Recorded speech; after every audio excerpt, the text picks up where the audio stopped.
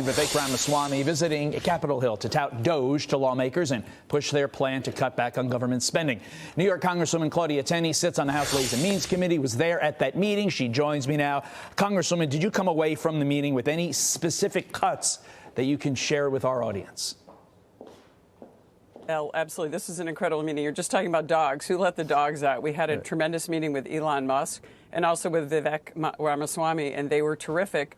We got to hear from numerous members of Congress got up. But look, the most important thing, I sit on the tax committee. This is going to be one of the most important committees. Donald Trump is talking about renewing his Tax Cuts and Jobs Act, which spurred our economy, brought great revenues, the greatest ever in our country. But unfortunately, we ended up with all this high spending. The pandemic, the Democrats wasted so much money, and we've been seeing waste throughout the years.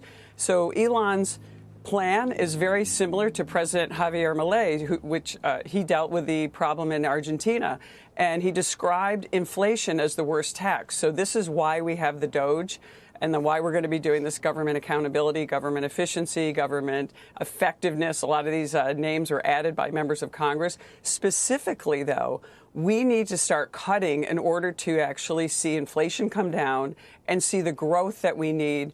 And many of the ideas that came from members, including we have got to cut down on the wasted government office space that we have. Only 6% of government employees are going to work.